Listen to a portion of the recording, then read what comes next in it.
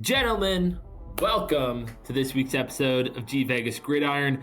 Happy to have Ricky Nichols joining us on this very, very special episode as we jump into the first week of playoffs.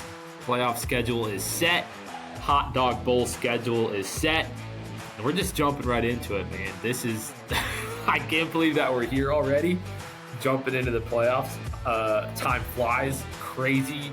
But this is when it all begins, man. This is when the fun really, really begins, and I'm looking for it. Kamish, Cap, Ricky, excited for today, man. This is gonna be fun.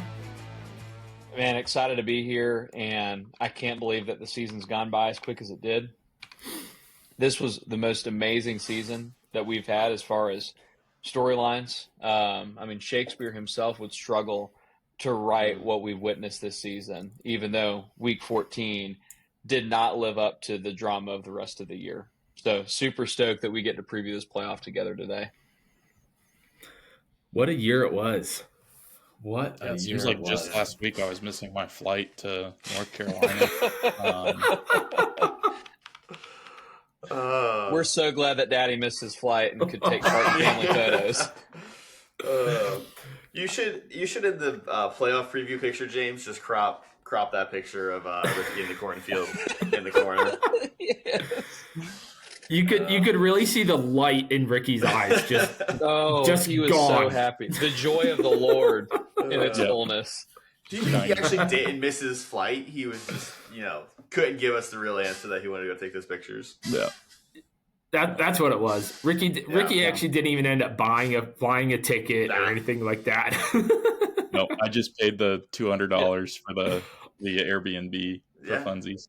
There you go. Exactly. Yeah, Ricky's like, we don't have printers in Kansas that can make an ID for me. So, any updates? You ever get an ID?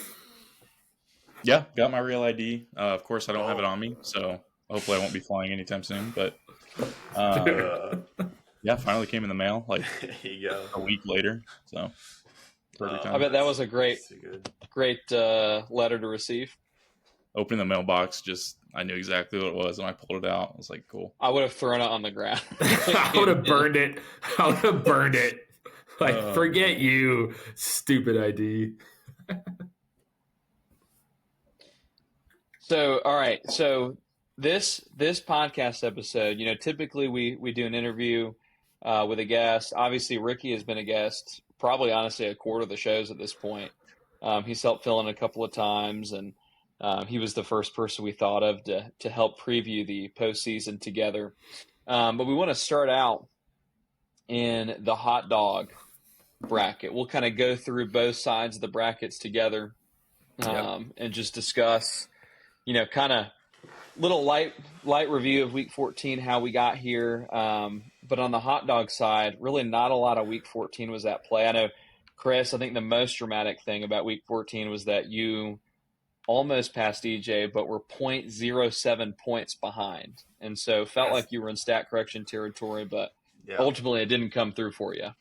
Yeah, no, we were talking Sunday night, and at one point I actually benched Cooper DeJean, not wanting to pass DJ, and then I decided just to let it ride out. So, it didn't end up mattering either way. But So, are you glad that you weren't able to pass him? Do you like the side of the bracket you're on? I couldn't make a decision. I was looking at who the teams would be, and that's why I just decided to put my best foot forward, see what I can do. Obviously, didn't matter either way, but we'll see. I think it's kind of, unfortunately for my position, going to be luck either way, no matter who I'm facing. So we'll see.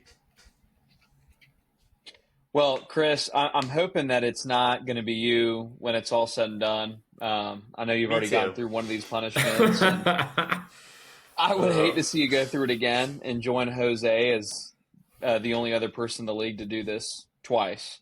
Yeah. So your first matchup this week is against Noel, who has won the playoff, if you can win, but he's won the losers bracket 3 of the last 5 seasons. We should give him a banner. What a champ. What a champ. What a champ. An underrated achievement for sure. Something that I know that he's very proud of. He obviously posted it in chat earlier today. And probably 3 consolation championships may mean as much as a Jeff Betts trophy. I'm not really sure. But how do you feel about that first matchup?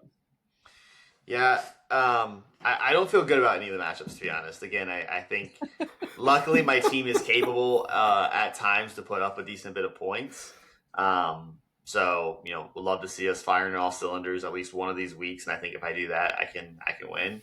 But like my journey in the first loss challenge when I went to Waffle House, I played Brody the week before the final week and put up the second highest points of the whole season. Lost only to Brody put up the highest. So, it's a scary place to be in. Anything can happen. The one thing I feel like I maybe have going for me is I think besides last year was the only year the actual the worst in-season player actually had the punishment.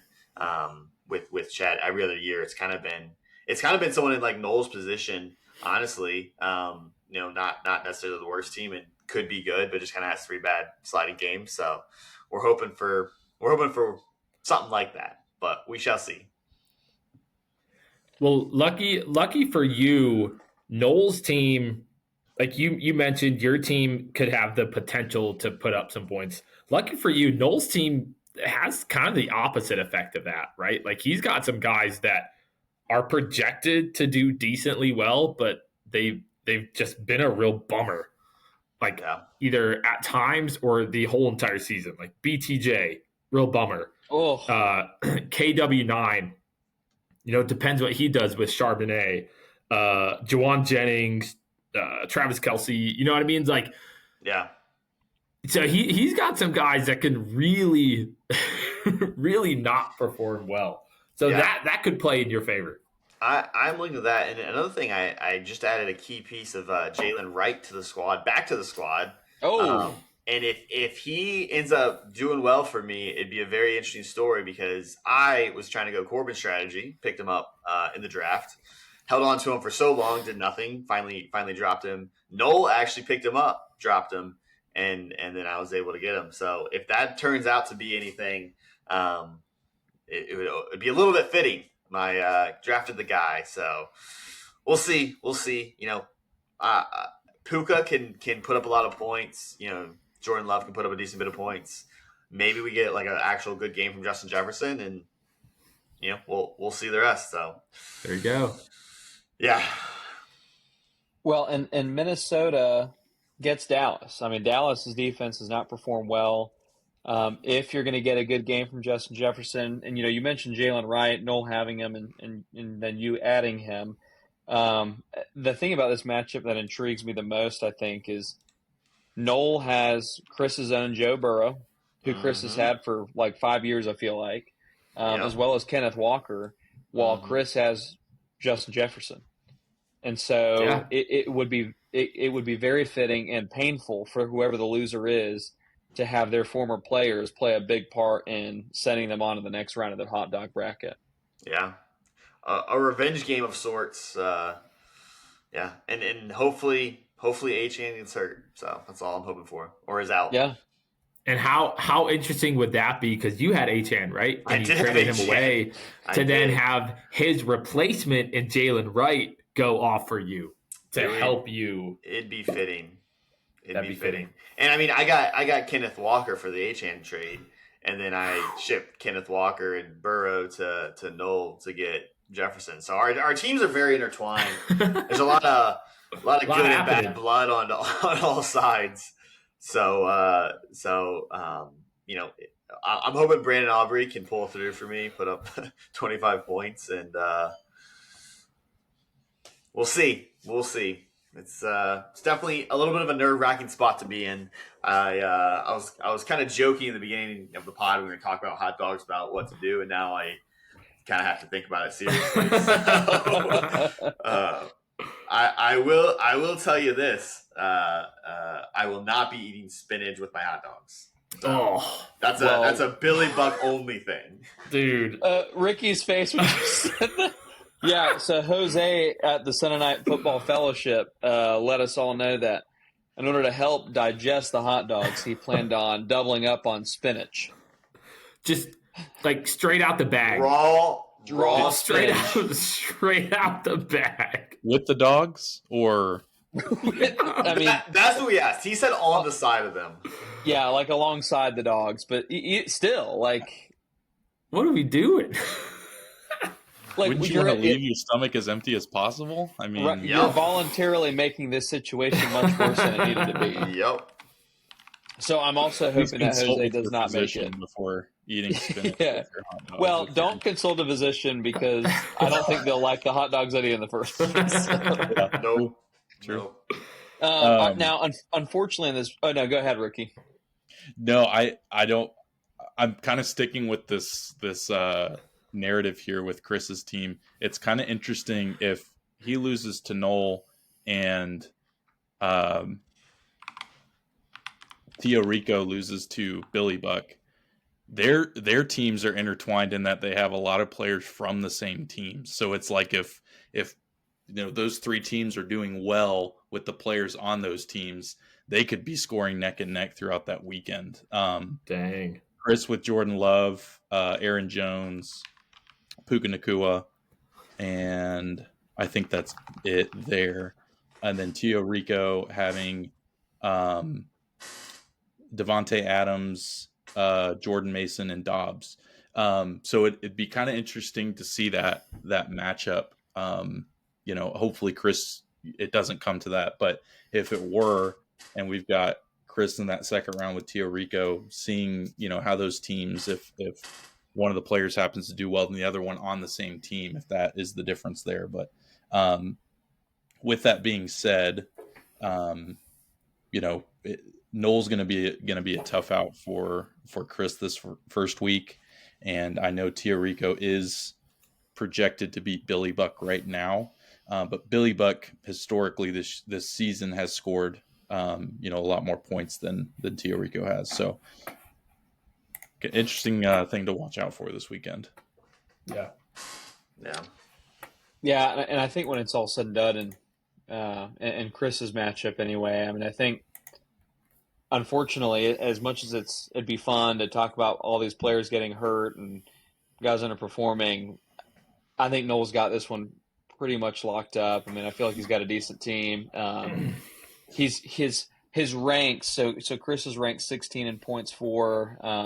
Noel is ranked 9th, and so I just feel like Noel has all the pieces to, just like he's done in past years, win the consolation ladder. And I feel like Chris needs too much to go his way to stand a chance, unfortunately. Is that your lock of the week, Kamish? It's not my lock of the week. No, I think it's your lock of the week. Believe it or not, Chris, it is not my lock of the week. All right. Yeah, I'm looking at this I'm like you said, I'm not getting my win next week or this week. Got a couple more weeks to do that, so but we'll see. Yeah. You never know. Well, and I do agree with what Ricky was saying, though. If Rico were to lose that game, I think that could be your best chance at winning. Obviously, prior to the Hot Dog Bowl, I think this week is what it is. It's a tough matchup, but next week could be a very winnable game for you. I don't think that Rico's that strong of a team. Yeah, we'll see.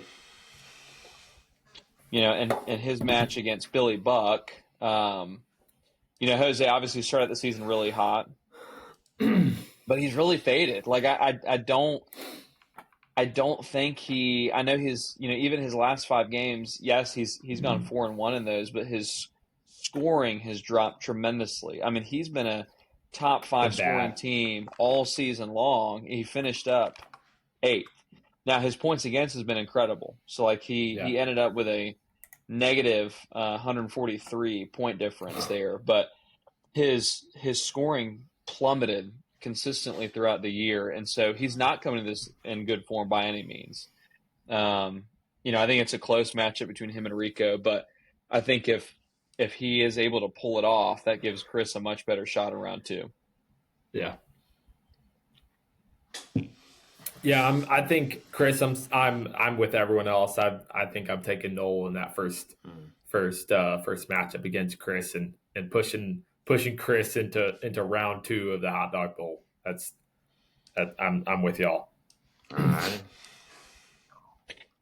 How do y'all feel about the Rico versus Jose matchup? I think I'm actually taking Rico to beat Billy Buck. I know even projections are showing Rico, but I think if you look at Billy Buck's team, I mean, I think there's Roma Dunze. He started off the season so hot, but he has been horrible in the last half of the season. Jerry Jeudy, he's not good because you don't know what's happening up there in Cleveland. Devontae Smith, you never know what's going to happen on the Eagles' offense side of things. He started. Billy Buck he's got Olamide Zaccheaus, former Atlanta Falcons great. As just if I'm looking at his team and Commish, I think I'm actually going to disagree with you. I think if Chris and Billy Buck play each other in that second round, I think Billy Buck is actually at this point. I think Billy Buck might be Chris's better chance to win, get a dub against Rico, just because of Billy Buck's team right now. I mean, it's in it's in shambles, man. It's in shambles. Yeah, I mean, I don't disagree with you. Devontae Smith is a huge risk. I mean, the Eagles have a major problem on their hands with I don't know what happened to the Eagles, but ever since their bye week, it's almost like the magic of Chuck. Once he left G Vegas, the magic left Philadelphia. And they have not looked like the same team offensively. And A.J. Brown throwing fits earlier. Now they've had 3 straight games of him getting 100 yards, and they lost all 3. So do with that what you will. Right. But, I do think that Jose his running back room is so strong, and I think he's got good matchups this week too. I think I know Detroit has a potent rush defense, but I think the over in that game is like 51.5. I mean, those games are just dynamite for fantasy purposes. And even if Kyron just gets a touchdown or 2, I mean, that's enough points right there. James Cook at New England, that's going to be a high-scoring game as well. And I think James Cook's going to have a really good day. And then, again, Jared Goff, Detroit Lions at Rams, again, high-scoring. I just feel like he's got enough pieces to kind of cover up some of the weakness at wide receiver and flex. Whereas with Rico, I see he's got Brock Purdy starting. Lamar's been benched over there. He's got Ashton Genty against the Eagles' rush defense. He's going to get no points behind that horrible O-line. It's not Genty's fault either. I mean, he's just you have to have an O-line in place before spending top dollar on a top running back. Kareem Hunt against the Chargers, he's not going to do anything. Devonta Adams, questionable against Detroit. And Khalil Shakir, David Njoku, Jordan Mason, Romeo Dobbs. I just feel like those 4 guys they're so situational. Like it just depends on how the games go, and you're just kind of hoping that they get red zone looks at that point. I like it. Yeah, that Packers receiver room is insanely crowded. It's a mess. I thought you killed it, Ricky. Did you add Dontavian Wicks? Was that who you added last week? Didn't play him, but I added him to the roster. I thought that was going to be dynamite. 0 points. Yeah, no. Well, Dobbs. One week he's up here, and next week he's down here. Yeah. Dobbs had 0 points. I guess Watson scored all the points for him, but I agree with James. I think for Tio Rico, it's Adams as your best player for him, and if he. It's a great matchup for him against Detroit, like James said. They could each score 40 points of offense, but I think it's going to be big plays, and we know Adams isn't really a big play guy. It's the 5-yard red zone targets and that sort of thing. And I think they're going to rely heavily on that 1-2 combo of Kyron Williams and Blake Corum, and then obviously with Buffalo, it's James Cook's offense basically. Allen's been kind of up and down all year, so we'll see. I think I think both teams have a shot at it. I would lean a little bit more Billy Buck for this week, but we'll see how it plays out. You know what? Now that you mentioned Blake Corum, Ricky, actually, I hope Kyron Williams gets every touch, 30 plus touches, and he just is so hot that McVay can't take him out of the game. That's actually what I hope happens. So I might take back my pick on Rico beating Billy Buck there. Chris, how do you feel about that matchup? Blake Corum aside. It obviously has a lot of effect for me. I played Billy Buck a few weeks ago, and it was a really close match. I think that if I get him again, I can beat him. So I'm hoping for Billy Buck, or I guess I'm hoping for Rico to win, and I can get Billy Buck again. That's my story. I'm sticking to it. I love it. So we're split on that one, which I think is fantastic. I mean, we're not all on here to agree with each other, so that's great. That's good.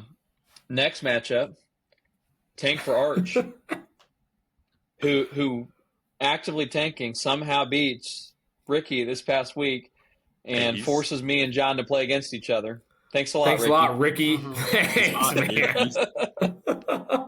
Unlike his name, like you said, he's definitely not in the tanking game, but no. It's one of those matchups where you're just like going into it. I mean, you said it, James, in the podcast, 30-point advantage for my team going into the week, but just couldn't get any traction with the guys we acquired from the Rory trade. Yeah. But you were my lock of the week, weren't you, last week? Lives on. I think it lives on. Like it really. It consistently throughout this year, the lock of the week, consistently since week 2 has been. Yeah, week 2 when I was your lock of the week, and you sent me down this downward spiral. That was probably the worst lock of the week of the year. That was rough. I don't know who Chris played, but I can tell you right now that was a horrible pick as lock of the week. Yeah, I think it may have been Corn Cob. Let's see. Well, it was Brad. Thinking. It was Brad. Oh, well, that was also wishful thinking on my part. Yeah. I actually, as disappointing as Wes's season has been, and Rory too, disappointing for him. I feel like Rory is somewhat of an enigma. He won the league last year and acted like he had mastered fantasy football. The guy has not had a losing record since 2020. All right, he's made the playoffs every year since that. Rory, I know. Until this year. Until this year. And even this year, as bad of a year as it was, he finished one game away from 500, which is it just blows my mind. He started out horribly. Then Rico Dowdle comes through, and he looks like one of the hottest teams in the league. And then he faded again as Dowdle kind of faded. But when it's all said and done, Rory didn't have that horrible of a year. And same with Wes, 5-9. I guess when I just think of these two teams, I think of 3-11 teams. That's kind of what I picture in my head. But even looking at these rosters, they've got weapons, man. I mean, CJ Stroud for Wes, Bucky Irving, Jacoby Myers, Amon-Ra, Xavier Worthy. I mean, he's got guys. And on Rory's side, especially after the trade with Ricky, now Baker is not a good play. Ricky did a great job getting rid of him. I mean, you look at he has not scored above 20 points in the last month. He had -1 against LA, has not been above 20 in the last month. Even prior to that, he's only been above 20 once since week 6. All right, so Baker, as strong of a start as he had and all the MVP chance and everything, he's really faded. He's clearly hurt, and they're having to make adjustments for that. So I don't think Baker's as great of a QB as the name would suggest, but he's got Quinshon Judkins, RJ Harvey, Christian Watson, and he still does have Rico. Rico does have value. So I think both these guys have weapons and guys that can play. That's a tough pick. That's an absolute toss-up for me. Like looking at both of these teams and looking at who is playing who against who, man, I am constantly going back and forth. I think what sets it apart for me. I think what sets it apart for me is probably Wes's team. You know, I think I give him a slight edge just because of Bucky Irving. Jacoby Myers is playing a lot. You know, he's playing well down there in Jacksonville. And Amon-Ra, like, consistently he's going to get you, a minimum of 18, right? Like, he's going to show up. Andrews he's been playing well. Like, I think he's got just enough for me. And with the teams that his guys are playing against, I think I'm taking Wes, but just barely. Like it's a toss up for me. I completely agree. I think Wes is who I'd give the edge to. And like you said, it has a lot to do with the matchups that he's got as opposed to Rory. And obviously, Amon-Ra, we talked about that Lions-Rams game already. That's just going to be a score fest.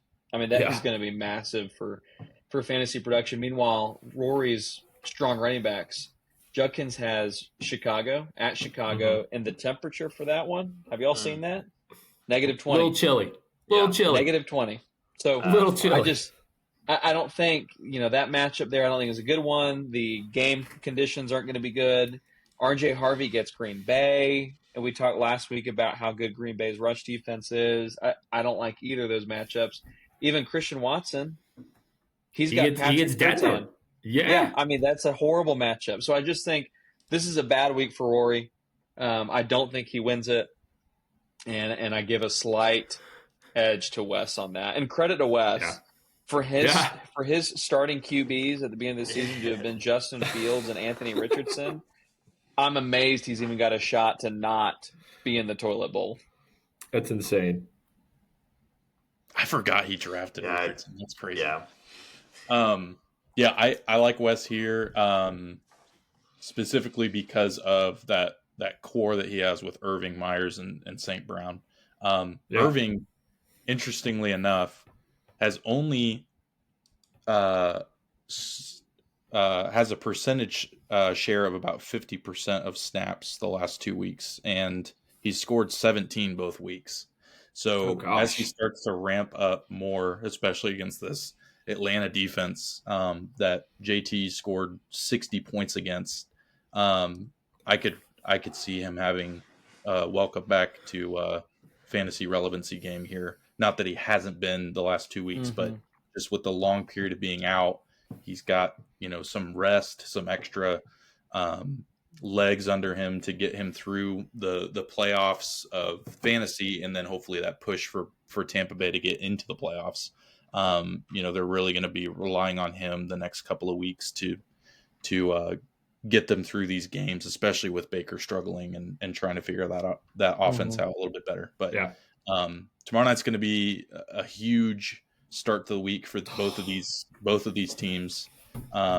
With Bucky playing and Baker Mayfield playing, it's going to be a good start for both of these guys in this matchup.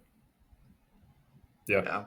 And I'll add one thing on West, and we've said it all year, but he's the number one scorer in defense, and I think he has some.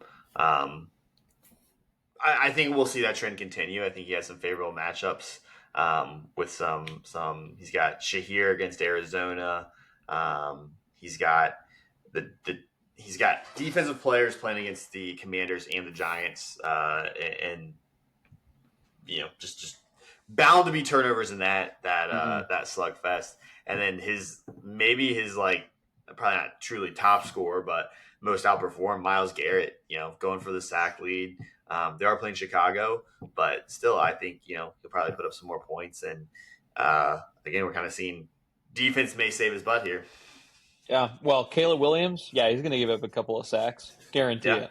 Yeah. No, and you know what? One thing about Bucky is, the Buccaneers have everything to play for. They're tied with the Panthers right now, and Bucky's playoff schedule makes me wish I would have traded for him before now. He's got Atlanta, Carolina, and Miami.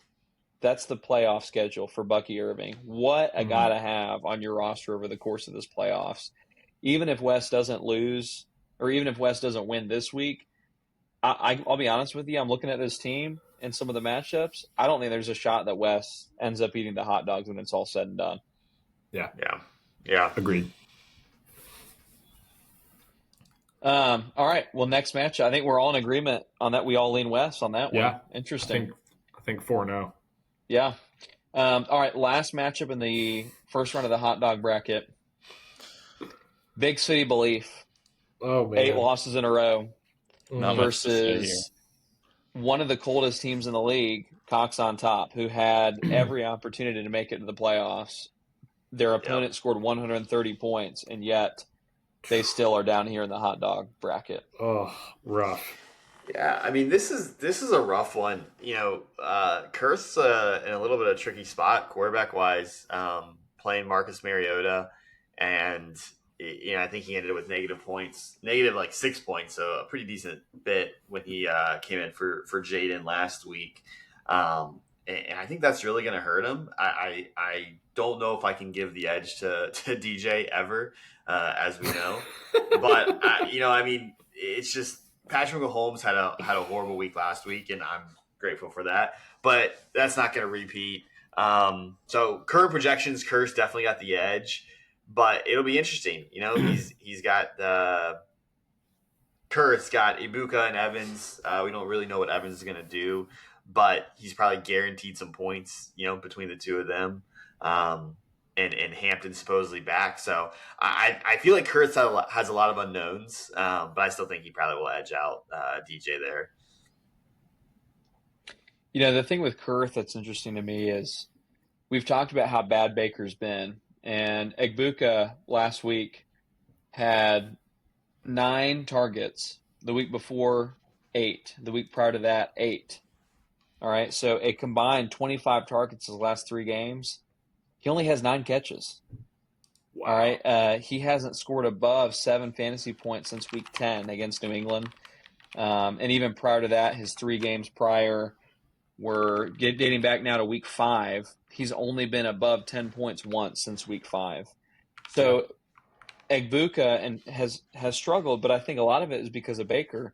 Evans is just coming back. Is Kurth starting both Egbuka and Evans a good play? I don't think it is. I don't like it at all. I don't think there's enough points to go around there. Tyrone Tracy has underwhelmed in New York. Devin Singletary has looked much more impressive than he has, but that'll change this week, I'm sure, against Washington. And then Amarian Hampton. I mean, Vidal looked good enough on Monday night. No one really looked good in that game. Let me be very clear about that. But he looked good enough not to completely surrender that running back position to Amarian Hampton. So it's really, when I look at Kurth's team, it's really, can Mariota give me more than 10 points? And are Kittle, Jacobs, and Henry going to carry? Yeah. I think that's what it comes down to with his team. And I'm not confident in that. I do agree. I say all that, and I do think that Kurth wins this matchup this week. But if he does not, and it is possible, I'm less confident in him winning than I am in some of the others that we've discussed. But if he does somehow lose this week, I think the next couple weeks could be very tricky for him. Yeah.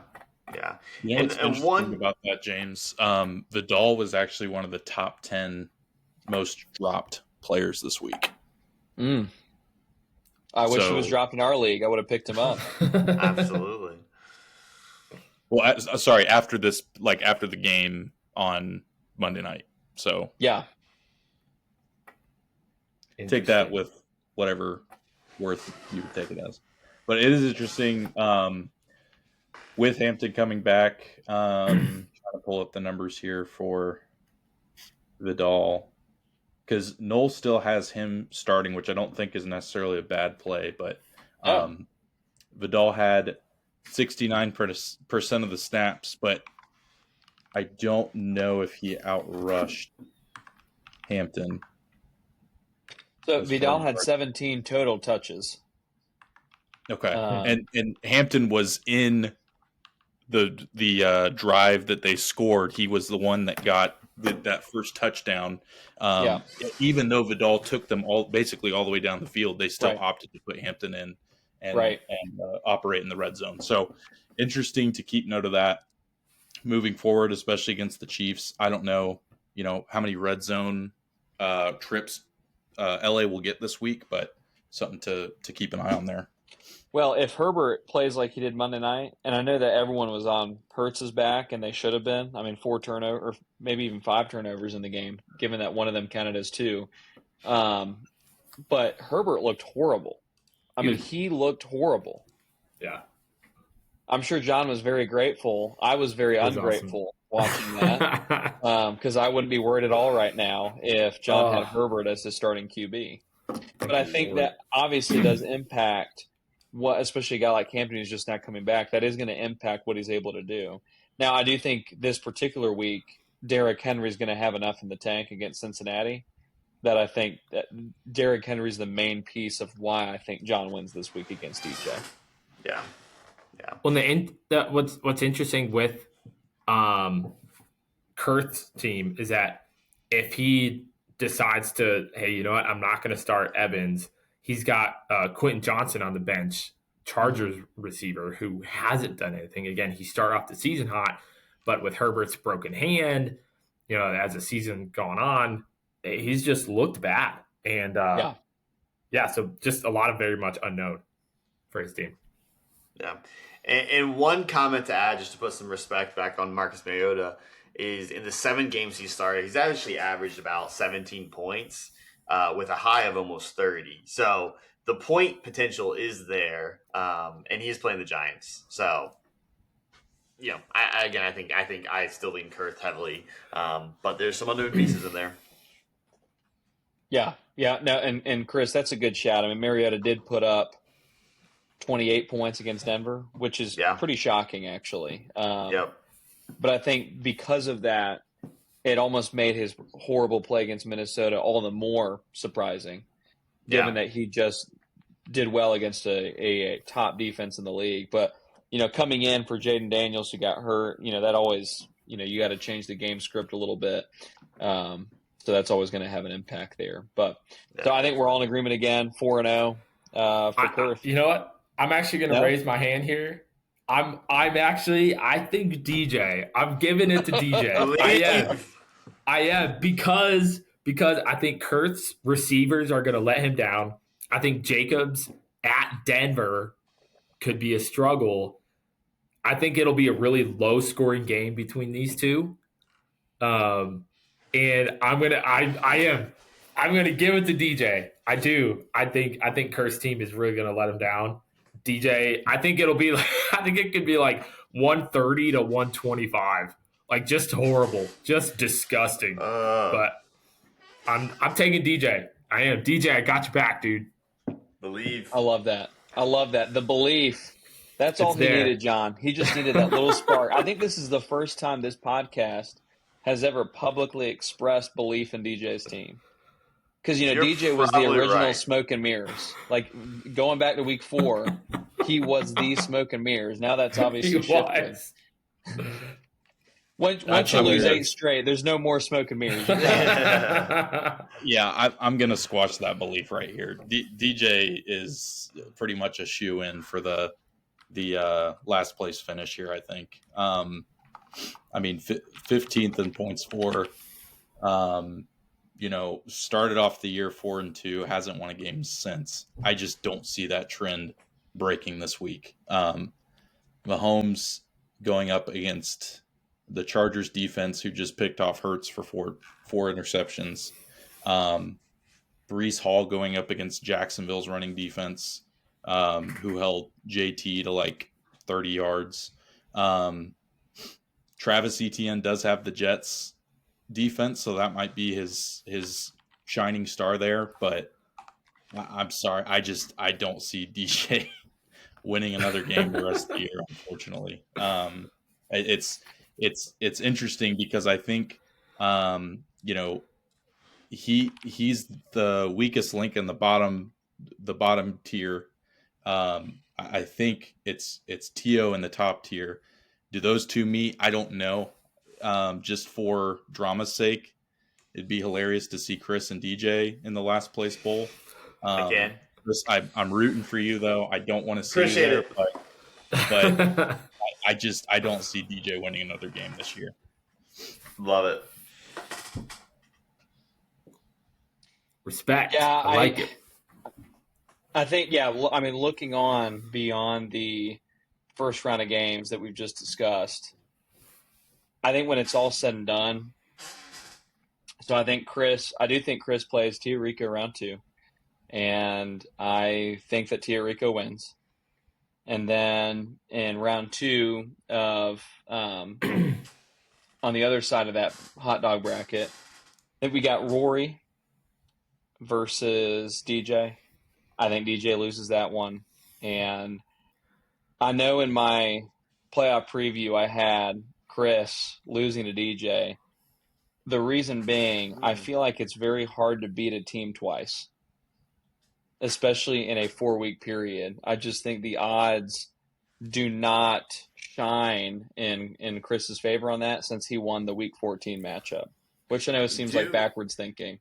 In your projection, just so you know, you actually have Wes beating DJ. You mean Wes losing to DJ? Correct. Yes. Okay. Correct. Okay. Losing. So then I get Wes in the final hot dog bracket. But okay, whatever you want. Well, either way, then I have Chris losing and eating some hot dogs. Hate it. I guess no matter who the opponent is. Hate it.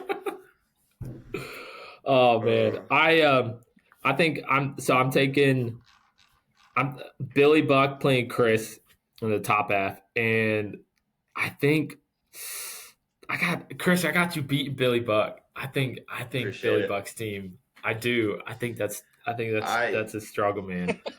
Where I personally feel like I have almost no chance without some luck against Noel, and then I feel like it's a coin flip the next 2 games. Yep.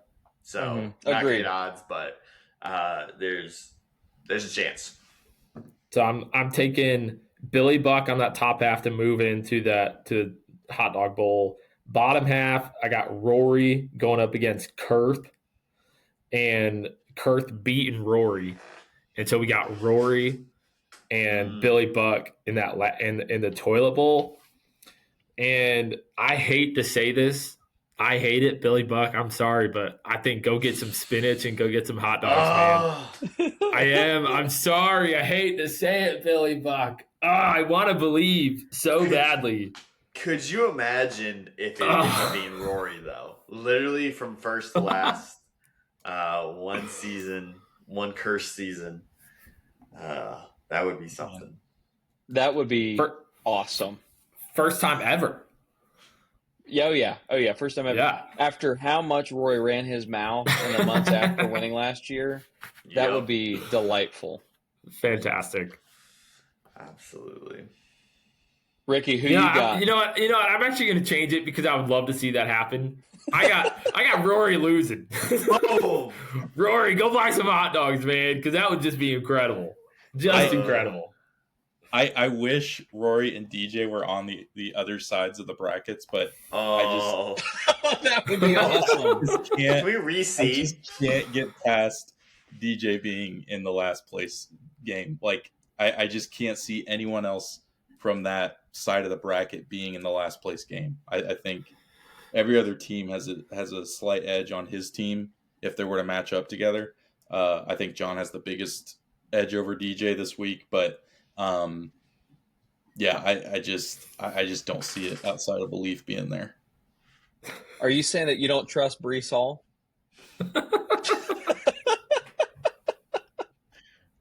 In fact, the only player I trust on his team is Michael Wilson. He's going up against Houston's defense this week. I just I just don't see him winning this week at all. So you have DJ eating the hot dogs when it's all said and done? I think so. I like the teams at the other side of the bracket. If any of them were to make it to last place, I think they beat his team. I know Chris is 16th in points for, but J Love is just entering Toyotathon. J Love, so good point. You know, I just and I really like the Wright pickup, Jalen Wright pickup. I think that's a huge get for Chris. Yeah. What's also funny, just again some inside baseball. The only person that could have outbid me there was Kurth, who didn't put a bid in at all. So not that he needs the help, but if it comes down to me and Kurth again. A lot of storylines here with Jalen Wright possible. So love it. Love a good storyline. Yeah. Love some extra motivation. All right. Well, we've looked at the hot dog bowl. We've analyzed it inside and out. Time to talk about the bracket that the people actually care about. The playoff bracket. The Jeff Betts. I'll say one thing. Trophy. Winning one game in the hot dog bowl will feel better than winning the whole championship. So, I'm shit for the thrills. All right, Noel, calm down. I actually, Chris, I do not disagree with you. Yeah, the amount of 100%. relief that I would feel in your shoes would be unlike anything I've ever felt in my life, probably. Just one. Absolutely. Just one. One Just game. one Just win. one. All I need. That being said, a championship would feel freaking awesome. I need it. I need it back. I need the trophy back. I was thinking about it this afternoon, and I just the very thought of changing my Golden Reaper logo to an actual Golden Reaper font would be so amazing. But I've told the team, no gold logo until we have a championship trophy in the 2020s. Legitimate. Well, hold on now. I've got plenty of legitimate. Even outside of the first. Even outside of the first 3 years, I've got one in 2017. I think Christian McCaffrey might have been on my team that year. But regardless of whether you buy into the hit pieces, round one of the playoffs, let's start at the top of the bracket. All right. Now, I think it was Chris that asked about my lock of the week. This is my lock of the week. Big Bad Brad versus the North Korean Fighting Kims. I am locking in Big Bad Brad. Smoke and mirrors. Big Bad Brad is so much better than the Fighting Kims. It's not even close. The only thing that I'm a little bit worried about, but not enough to not lock it in, is Christian McCaffrey goes up against Tennessee this week. And that could be a 60-point game. Oof. So you're just saying this so you get to play Corbin next week? Absolutely not, because I'm probably going to lose in round one to John. I'm saying this because Brad's team has been beat down mentally all year long. they're actually such a great team, but they've been beat down all year long. They need a little bit of positivity, and this is it right here. I'm locking it in. I think Corbin's team is terrible. I think Jalen Hurts is terrible. He's projected 25. If he gets to 15, I think that's a great week for him. Bayshaw Tootin, I think, is terrible.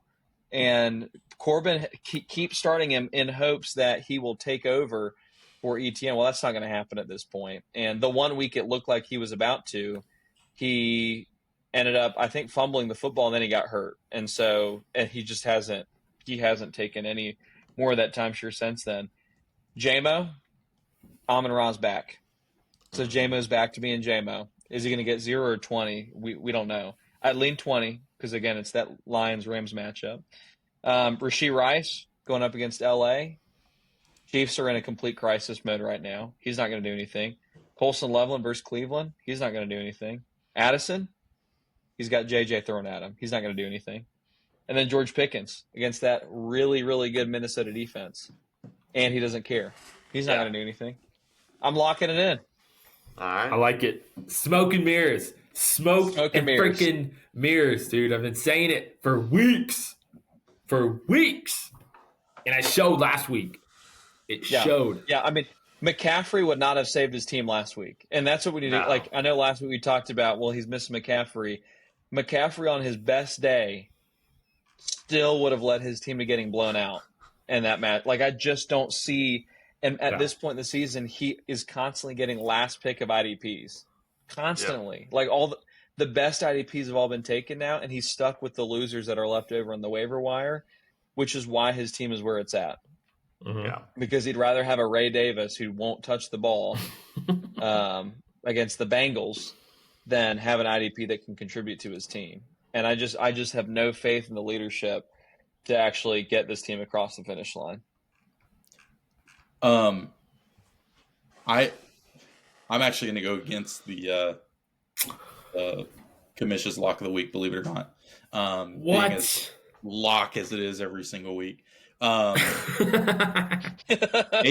This is a bots team that's starting both Woody Marks, who didn't practice today, and A-Chain, who may be resting this week. Yep. That's huge. Those are two huge pieces for the bots. And not to take away from anything that the lock of the week is historically proven to be, but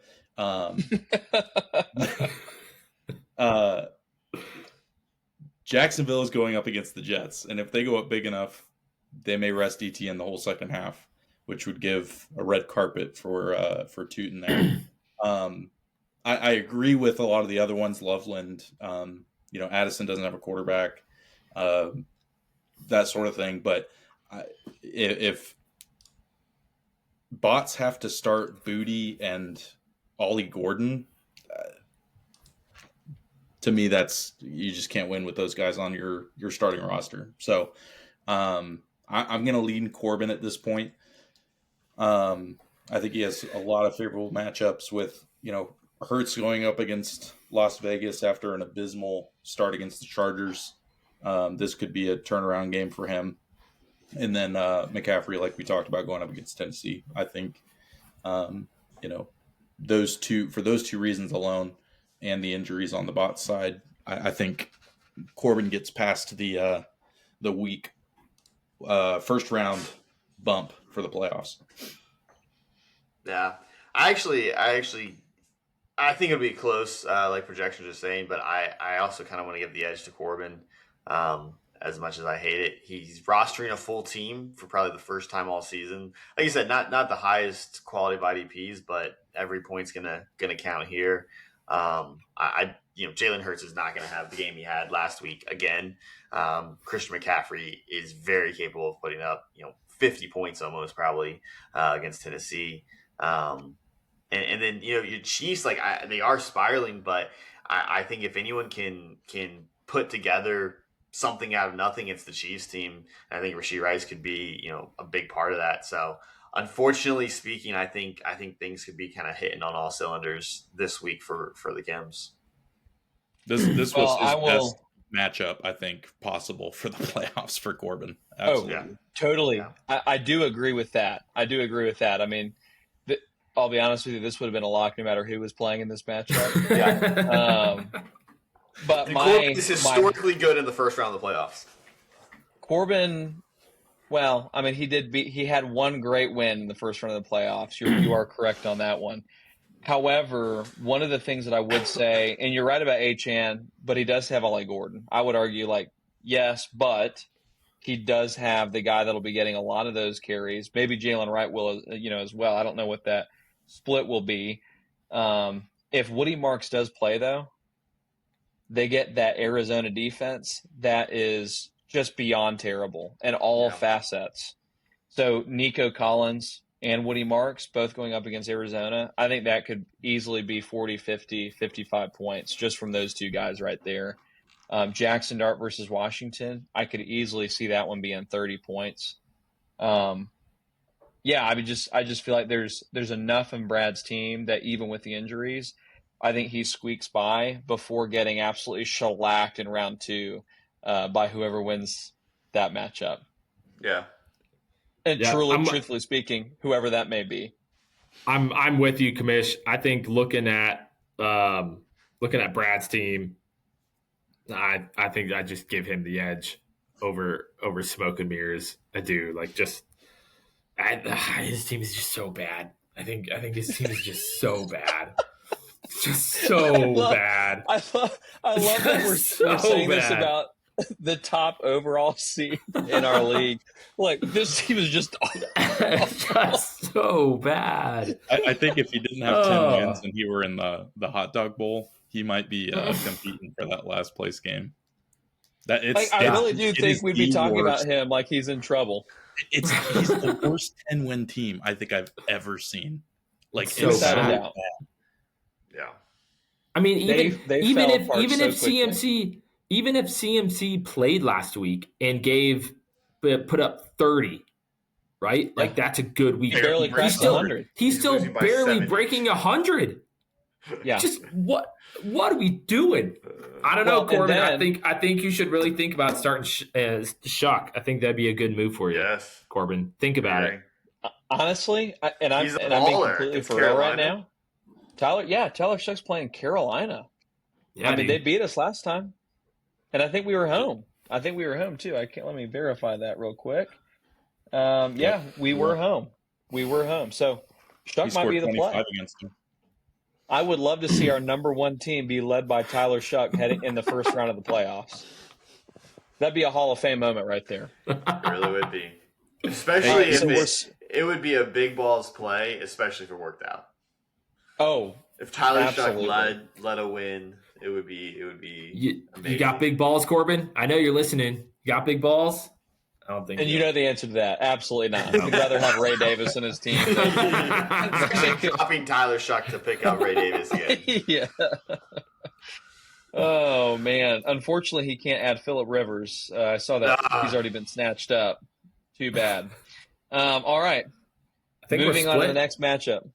We're split 2-2. Yeah, that was a split one. Yeah, split 2-2. We're split 2-2. I'm very curious to see how this next one is. Chris, do you want to take us away on this next matchup? I do. Yeah. This is going to be.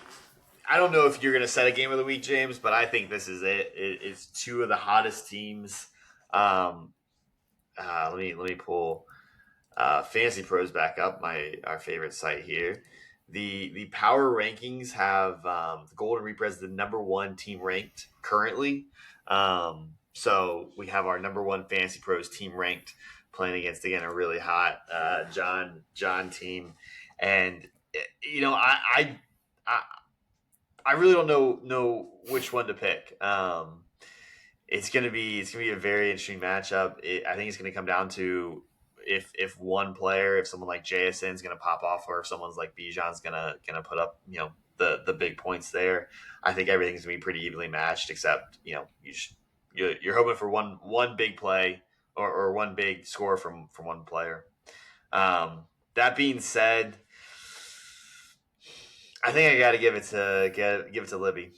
His black magic has helped him this far, and I think it's not running out yet. So let's go. I'll have to give it to him, and that's just because James cursed my season in week 2. Payback. Fair enough.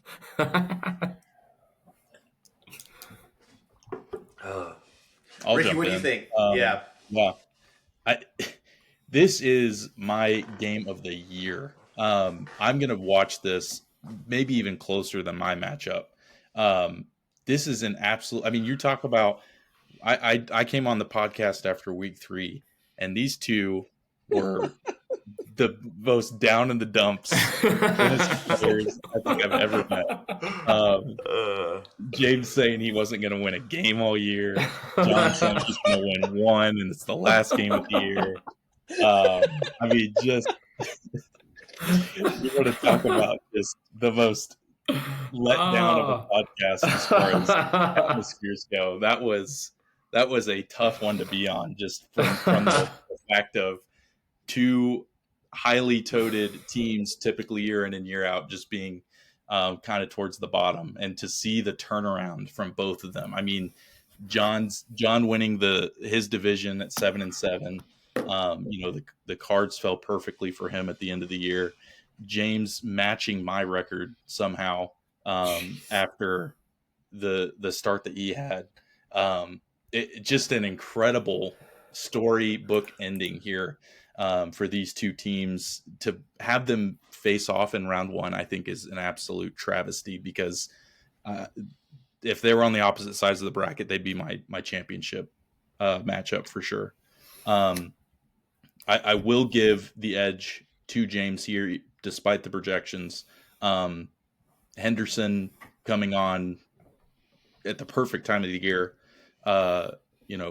Swift in that backfield. I mean, who would have thought the Chicago backfield being where they're at this point in the season?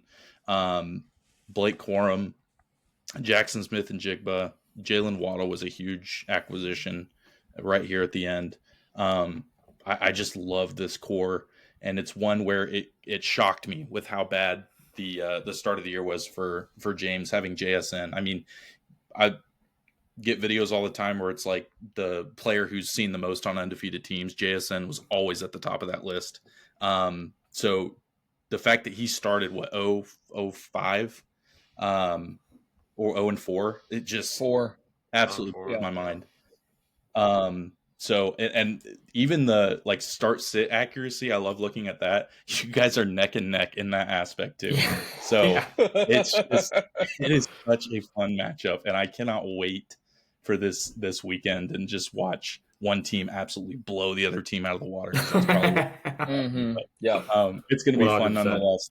I'm excited to get this week started purely just based off that matchup alone. Yeah, I mean, I think one thing that I'll say on this is I agree with Ricky. This is the game of the year for me. Yeah. And I'm so stoked that I get to be a part of the game of the year. Same. To play this game. Obviously, and I said in my press conference earlier, obviously, like from where we've been to where we are now, we have our sights set on a championship because we feel like this team is capable of doing that. However, to lose this week against this opponent, there's absolutely no shame in that. It would be a lot harder for me to have faced Corbin and lost, or Brad and lost, than to lose to John right now with the form that his team is in. He's got such a great roster, and it's a toss-up. I mean, it really is. It's a true toss-up. I don't even feel like I can give an opinion on who I think is going to win, because there's just so much bias and like hope and fear involved in making such a projection. I will say a couple things. Matthew Stafford against Detroit. I can't believe that matchup is something that I have to go up against this week. That could be a 40-point game.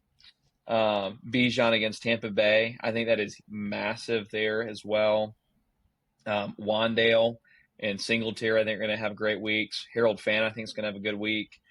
I do feel like JSN will have a great week for me. The prospect of him going up against Indianapolis is one that I feel like is pretty exciting, with Sauce being hurt right now. Waddle against Pittsburgh, also exciting. Hendo versus Buffalo, exciting. But I'm worried about Bo Nix, and I'm worried about CeeDee Lamb, and I feel like Blake Corum against that number one Lions defense. I'm really depending on a touchdown there to make that a decent week for him. So there's a couple of question marks on my team, but overall, I feel like this is just a tremendous matchup overall, with a lot of high scores coming our way. Dude, I'm so freaking psyched for this because starting tomorrow, right? We got Bijan. I've got to decide if I want to play Algier or not. And then all the way through Monday night, you've got some big ones on Monday night with Jalen Waddle playing. And I think there was another guy playing Monday night for you, maybe not. But I think, you're looking at both T. Higgins and CD are both in concussion protocols, which would be huge for both of our teams, right? Yeah.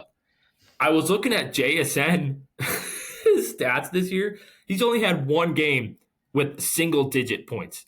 Everything else has been like 16, 15 points or above. And I'm like, holy crap, dude.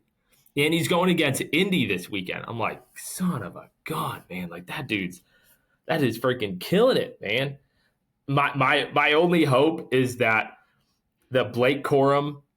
So it's funny. So Blake Corum popped off last week, and Tony Pollard on my end popped off last week, and it's like, are both of those just floofs on both teams, right? Like, Yeah. I think there's just so much going into this game. I can't call it. I have no idea because same like. There's so like I can feel it in my stomach, just like the nerves, the excitedness. Like I was actually thinking this morning, I don't think I've been this nervous about a game in a long time. Like I legitimately have nerves going into this. Like I'm so pumped, man. This is gonna be so freaking awesome. Yeah, this is the stuff you really dream of at the beginning of the season. Being able to play in matches like this, and yeah, it has the feeling of a championship game. Yeah. Is kind of how it's just kind of how I feel about it right now. Not to say that the winner of our game wins the championship, but I do feel like, if you want to win a championship, you have to beat the best teams in the league, and you and I are starting out right away. I think the winner of our game ends up in the championship. I think Do you think the winner of our game wins? I won't say yes or no yet, but Okay. one of us will for sure be in there. Yeah. Absolutely. All right.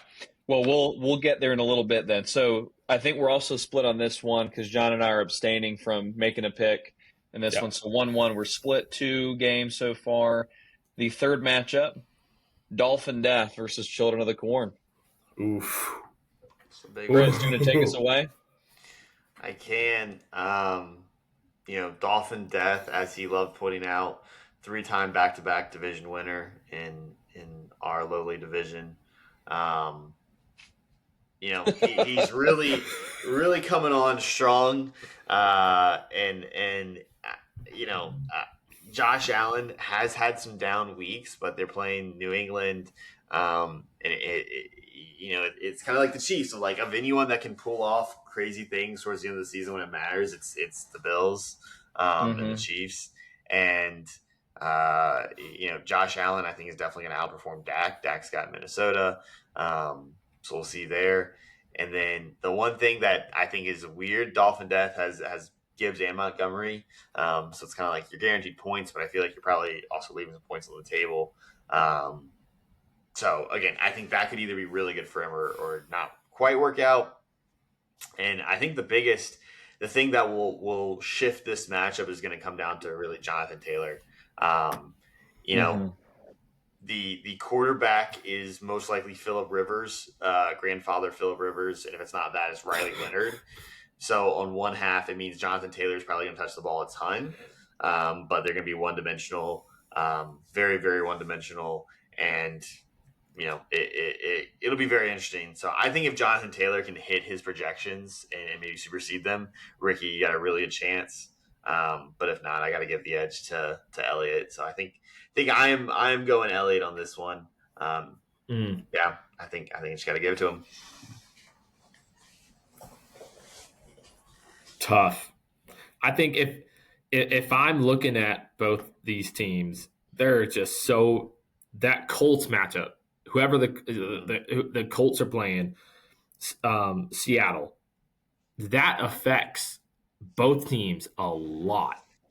Yeah. Like Ricky, he's got JT and Tyler Warren, right?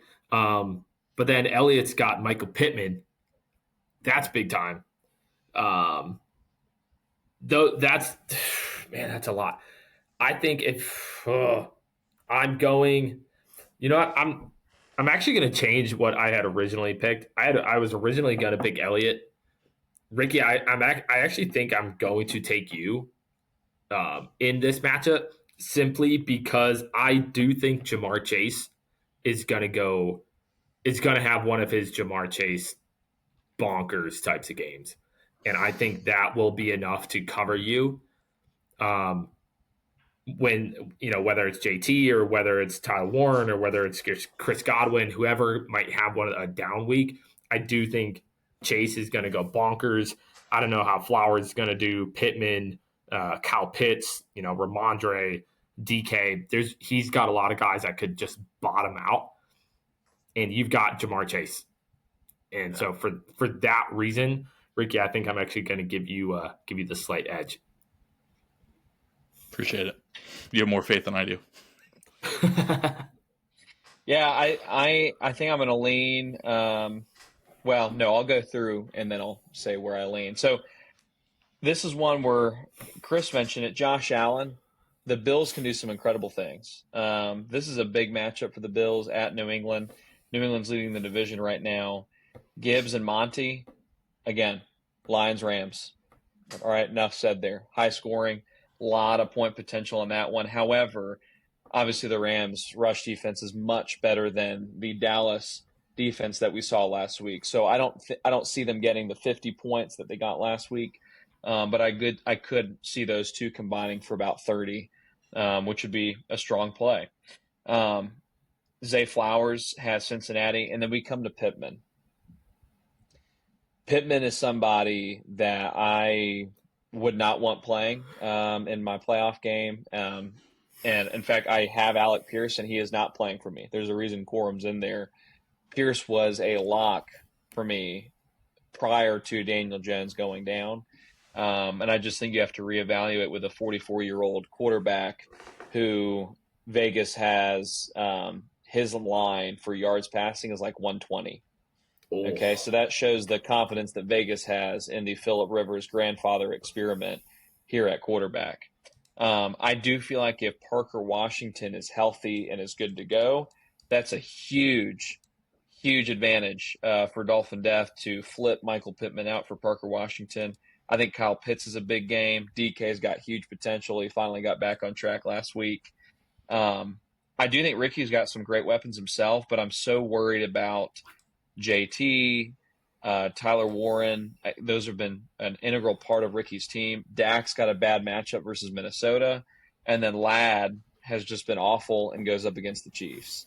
I agree that Chase is going to have a big game. I think Chuba has a big game. But I just worry about some of those other pieces in there. I think with all the unknowns facing Ricky's team right now and some of the bad matchups, I think I got to give the edge, unfortunately, to Dolphin Death. Yes. Love it. That's good news. That's good news for Ricky. That's good news. It is most certainly not a lock. but a slight edge. For me, being my own matchup, the two people I didn't want to face in the playoffs was probably the elder and the younger. And so to get him after what could have been, if I just pulled it out against Wes, I had enough points to clear Corbin and get that top spot. It is unfortunate to be on this side of the bracket here, but either way, if my predictions are correct, I would have had to play James anyway. So it is what it is at this point. Nerves are high for everyone, but like John said, just being the first round of the playoffs, nerves are extra high. The projections obviously are not in my favor. Dak is someone that we, traded for specifically for the playoffs, to make a good playoff run. It's unfortunate that Minnesota's his first defense that he plays against in the first round, but we get past them, we get past the Chargers, we get Washington in the finals. So I love that matchup if we can make it to the championship there. Chase is one that I'm actually the opposite of you, John. I'm very nervous about Chase's matchup because historically speaking, divisional opponent, this could be one of those 16-13 type of games, and Chase gets 2 catches for 10 yards. So I'm hoping that because his down week was last week, they say, hey, let's get him more involved so we can actually put this one away. But we'll see. I mean, this is a huge one for both teams. So I'm hoping it's like the Detroit Rams matchup where it's, they're both going at it full force and we get a really high scoring game. So we'll see. I'm excited. You know what, Ricky? I forgot that it was because of you losing to Wes that James and I are playing each other. So I'm flipping my pick, man. No. I've got no belief in you. I'm here. You know what? I'm here for it. Ricky said I wouldn't lose in the toilet bowl, so I'm flipping my pick too. So how about that? Listen, Yeah, I need Ricky, all three of you on the same page that I'm not going to make the next round. Because that's how it started this year, so just keep the train rolling. Ricky, how disappointed were you knowing that had you beaten Wes of all teams, you would be playing Brad right now? Oh, the wishful thinking I had going into Monday night, knowing McConkey hasn't sniffed 20 points in the entire season, thinking he's going to go for 40. I mean, I cannot believe the week that I had last week. Going into it, like seeing that was my matchup the last week of the season, and knowing the stakes going into Corbin going up against John in the week that John was hopefully going to have against him. I had such high hopes, and to see those just dwindle away, play after play. Daniel Jones getting hurt, just icing on the cake. Signing Phillip Rivers on Tuesday morning, or whatever that was. All the days have just blurred together the last half a week. It's fitting. Just the highs and lows of Colts football integrating with my fantasy football team is just so fitting to end of the year here. And I just can't wait to see how my team lets me down this week. So, that's my thoughts there. That's hilarious. Well, I think we're split on that one, right? Or 2-1 Yeah, at least. At least 2-1. I'm 2-1 for Dolphin Death. So if we count Ricky's, then 3-1 Dolphin Death. Dang. I stand by Ricky. Thank you, Chris. So anytime. Or were we split then? If Chris was John Ricky, flipped. John, who were you? No, I'll flip back to Ricky. I'll flip back. No, I'm staying strong. I need all the good juju in the universe to come my way. So the last matchup of the first round, the South Georgia Catfish, who incredibly won 6 straight to end the year. All right, 6 straight since Bob took over as manager. And he ended up beating out Brad, who ended the season on a 4-game skid to clinch the Southwest Division title. Wow. He's got a 9-5 record. His points for are admittedly less than a number of other teams that are around the same area. So he finished ranked 10th in points for on the season, partly because of his horrible Week 14, in which he scored his lowest total of the season, 137 versus Top in a game that he won. In a game that meant so much because he clinched the 2nd seed and he knocked John out of playoff contention, and all he had to do it was score 137 points. Just incredible stuff. Crazy. So he plays against Maverick, who another team that is coming into the playoffs out of form. He's lost 2 straight, and he's got a decent team. I talked to Luke recently, and he made the comment that if he could redo draft night, he would redo almost every decision that he made on draft night. So, which seemed like an odd thing to say for someone that, seems like an odd thing to say when you have been leading the way in this league for quite some time. But I think he's right in that his team they're pretty average. Like they've done throughout the season, they've done just enough. The benefit that I see on Luke's team is that they're pretty consistent. All right, their lowest score of the season was 156, which I think was the best in the league as far as a low score there.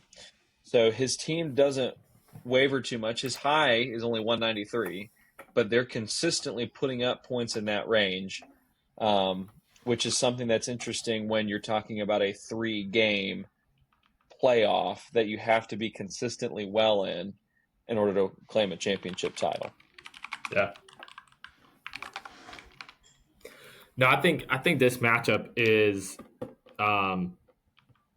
I think this is going to be a lot of fun matchup, right? Because on Luke's team, he's getting Drake May and Stephon Diggs back, who are so crucial to his team, like so crucial to his team, who are playing Buffalo, which could be a shootout, right? That could be a lot of points. AJ Brown, he's had 3 good fantasy games the last 3 weeks. Brock Bowers, I feel like he's always going to do well, even in that horrendous Las Vegas offense. You got Menengai. Love him. Who knows? Who knows what's going to happen there? He's going to put up at least 10.2 points. 10.2. Because that's what I need to win the bet with John. That's hilarious. At least 10.2. Wait. I like it. 10.2. Chris, what was the bet? The bet was that over the next 2 weeks, he will not put up more than 20 points, and he's at 9.8 on. Was it on 2 this weeks week. or the 2 games against Green Bay? Oh, that's a good point. I think it was the 2 against Green Bay. Okay, Yeah, it was okay. Green Bay. So I think that's next week. Okay, next week. But okay, 9.8 is a strong start, it and that really was at is. Green Bay. Yeah. I'm feeling confident. So disregard the whole comment then. No, that's good. That's good insight. I think I'm actually, you got South Georgia Catfish, that team. I mean, they're just a low scoring team. Like, if I'm looking at his team, I don't see a whole lot of like eye popping. Like, dude, this guy could really go off. Like, these couple guys could really go off. And so for that reason, I'm gonna give it to Luke. I think he's just got some more guys on his team that, like, hey, this guy could go off, or this guy, I feel pretty good about this guy getting me 20 or this guy getting me 15. Like, I think if I'm looking at both teams, give me Luke. Well, and you look at the matchups, man. I mean, Caleb Williams has Cleveland. Yeah. Bam Knight has Houston. Oof. Tet has New Orleans, and their defense has not been bad. New Orleans' Right. defense has been pretty decent, actually. Mhm. Trey McBride, Houston. Keenan Allen, KC. He's got Chris Rodriguez as New York. Rodriguez is questionable right now. That's a good matchup. And then Scary Terry, also New York. That's a good matchup for him. But really, the matchups on Bob's team right now, I hate them. So I know in my bracket that I filled out in the slideshow, I picked South Georgia in that one. But looking at this thing in detail, I'm flipping that one to Luke. I'm picking Mav. Yeah. I think the interesting matchup for me is the tight end matchup. Both probably the top 2 tight ends in the league, but they're going to get against 2 of the toughest defenses against the tight end position. So, they both kick off at noon. So, hopefully we'll have a battle there at that position all afternoon there.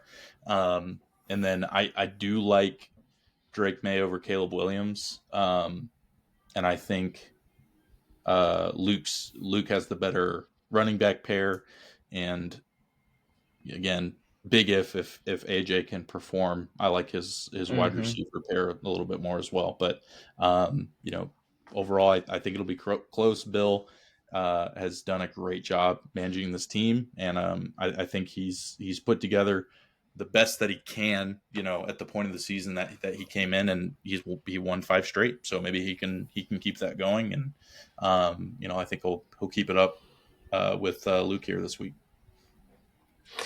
Yeah, I agree so hard with what you said, John. Looking at Bob's team, it's impressive that he's 9-5. Yeah. And it's like, you usually look at a team, you're like, all right, these are the dudes, right? These are the guys putting up points. Obviously, Caleb Williams has had a pretty good season.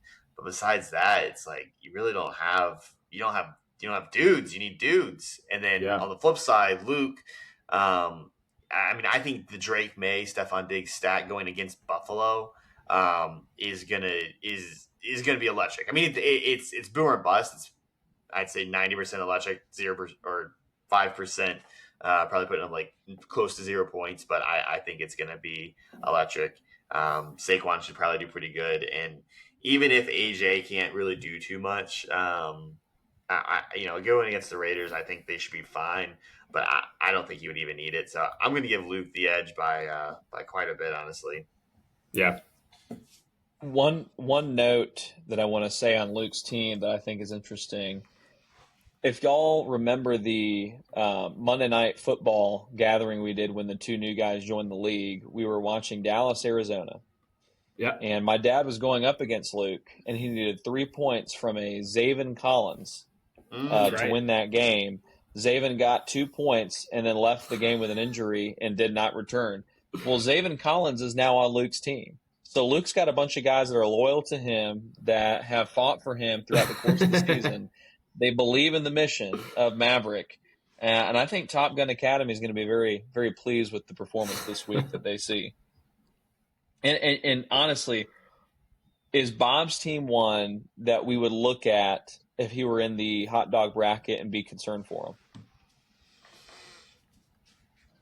I think that this was a hot dog caliber roster that he managed exceptionally.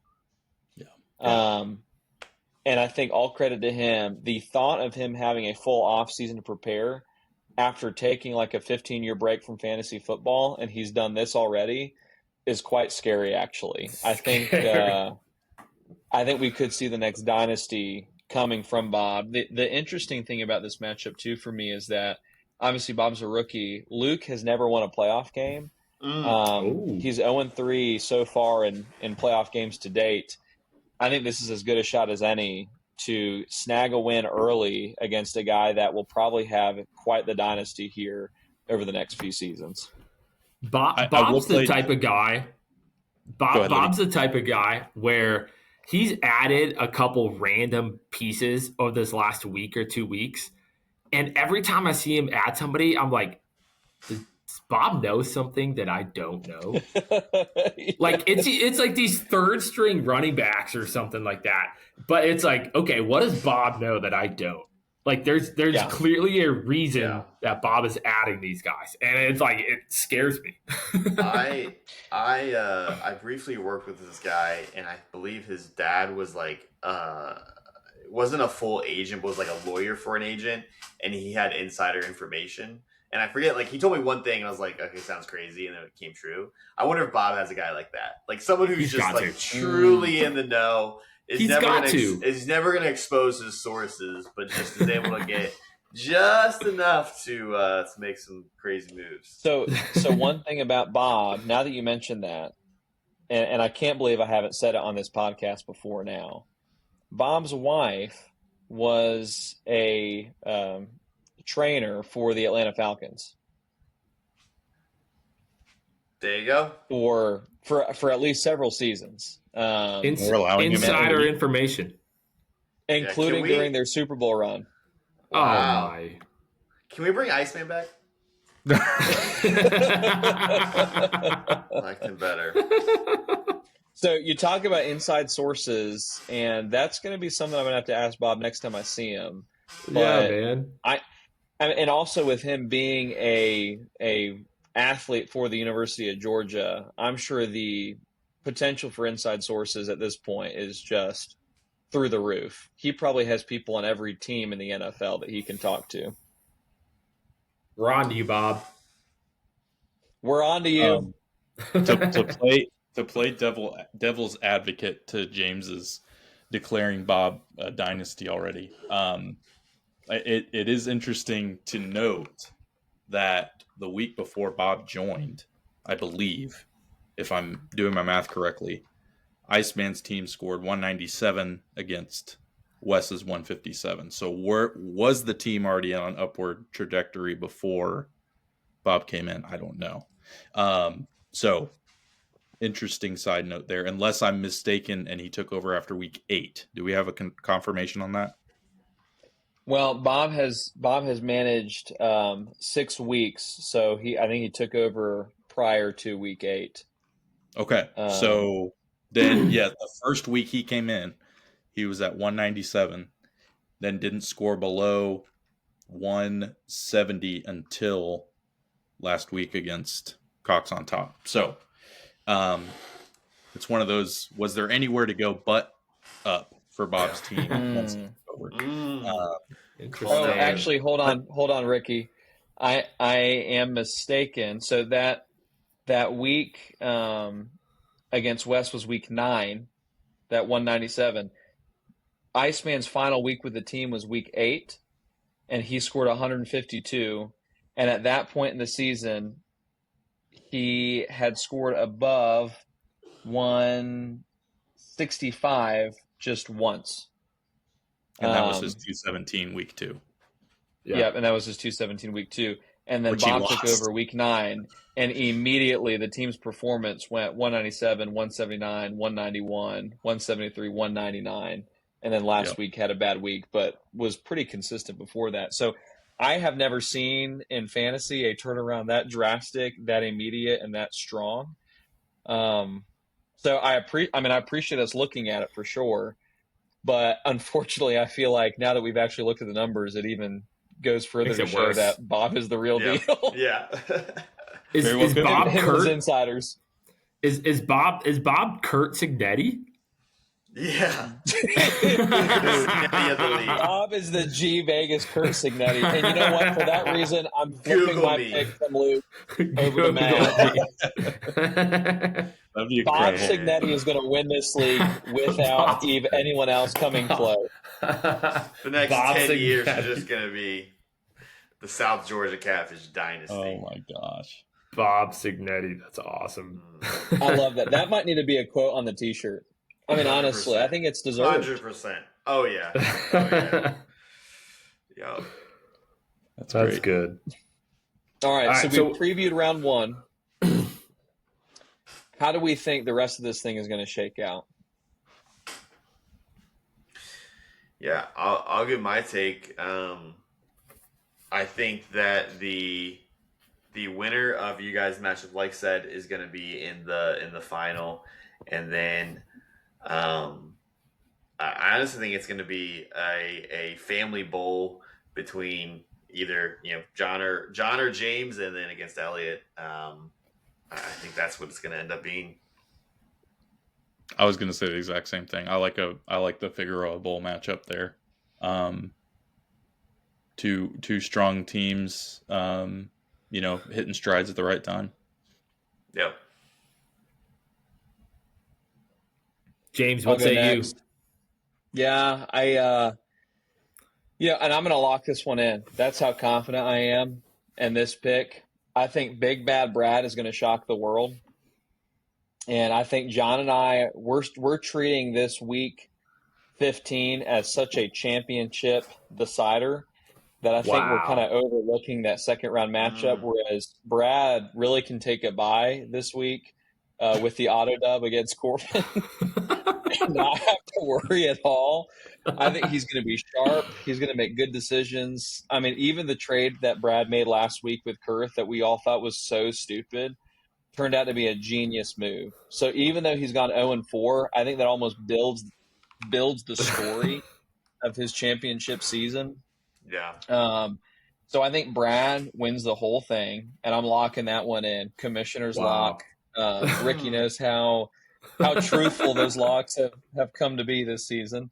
And I think in the championship game, kind of similarly to how we've talked about how me and John's matchup looks like a probable championship appearance, I feel the same way about Ricky and my dad's matchup. Same. So I think the winner of that one has a strong chance to go to the championship game. Ricky's been a favorite of mine all season long, and unfortunately I do feel like the Daniel Jones injury has sunk his season just as playoffs got here. I think if Daniel Jones was healthy, my picks would be a lot different right now, and I think I would be picking Ricky to win the whole thing, which maybe that's a relief to Ricky to hear that.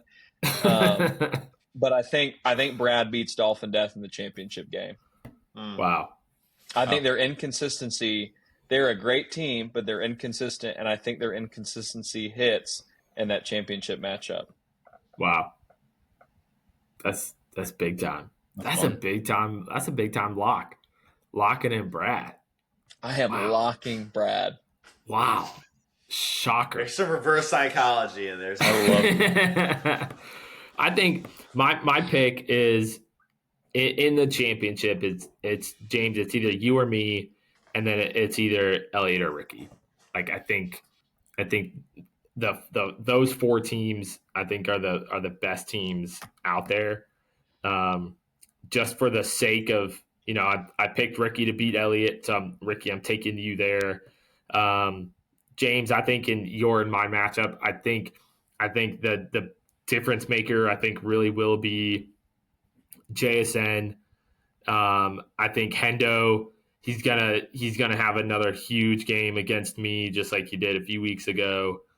I think he's just gonna be too much to overcome. I think it'll be Ricky and James in the championship. Oh man, and that one's tough. I'm actually then gonna give it to our corrupt commish over here to keep the trophy here in Greenville. I will. We need it here in Greenville. Yeah. Keep it home. You know what this is really shaping up to be? A Luke and Corbin. Oh, for sure. Absolutely. We'll find out. Honestly, a Luke and Corbin or a Luke and Brad championship would be just what we deserve after letting Rory and DJ go to the championship game last season. Dude, can you imagine, dude? A Luke and Corbin championship would be hilarious, dude. Oh my God. I think I would sign out of Sleeper and just see you next year. Dude, Corbin would be in bed. He wouldn't even know if he won or not. Dude, if a congrats Elliott situation happened, Corbin wouldn't know. He wouldn't know. He'd go to bed Thursday night and wouldn't wake up till Tuesday morning. And Luke probably wouldn't know he'd be either. too busy with trial. Yeah, as I was saying, neither would know. Luke's going to be out on a run. He doesn't even know what's going on. But at least maybe his watch will let him know what's happening. His watch does everything that he needs. That's right. He'll be working on his LinkedIn post already about how he won and how he learned so much. What he learned in his championship. Tell me about B2B sales. That's right. Oh, dude. Yeah, he posted something today. Did he talk about his wholeness? A few key takeaways from recent Highlands College Leadership Conference. He'll change that to a few key takeaways from his 2025 G Vegas Gridiron season. I'll let you read it. Go follow Luke on LinkedIn. They're a great read. Oh. The last 9% principle, the 40% principle. I mean, we just got all kinds of things. Oh, man. LinkedIn. Dang. Not to take a weird turn here. The 80-20 principle, very numbers based, on target. Hang on. The next one is the 100% principle. I mean, it's just great stuff here. So, dude, what a weird turn. What a weird turn of events. Holy smokes. Gotta love it. Well, gentlemen, let me just tell you, after this podcast, I have never been more terrified of a fantasy playoffs, given that we all picked the right teams. And our track record this season, as Ricky's pointed out several times now, I mean, this is going to be a brutal playoffs if this podcast is any indication. It'll be terrible. Yep. John, Noel, see you in the hot dog bowl. Yep. Can't wait. Oh, I love that. That's what I'm hoping for. That's fantastic. Guys, this was awesome. I can't wait. I can't believe playoffs. I can't believe hot dog. I can't believe the hot dog bowl is actually here. Like, we've been leading up to it and talking about it literally, I think, since week 1. I remember having conversations about it and about what this year is going to unfold. And we end up having the most trades ever. I think we had, I mean, it was just an insane year. I think really because of the hot dog bowl, because of what the ultimate loser will have to do, the punishment. So this has been awesome. I can't wait. Man, this is going to be an anxiety filled weekend of football. Yeah. Oh yeah. Yep. Fellas, see you next week, unless I lose, in which case I'll probably be here. Adios. Thanks for having me, guys, again. It's been a great year. Appreciate all the invites to come on here and share thoughts and just be dumb with football takes and our fantasy league. But yeah, it's been a lot of fun. I appreciate it. It's our. See you, Ricky. Absolutely. All right. Y'all be good. Peace.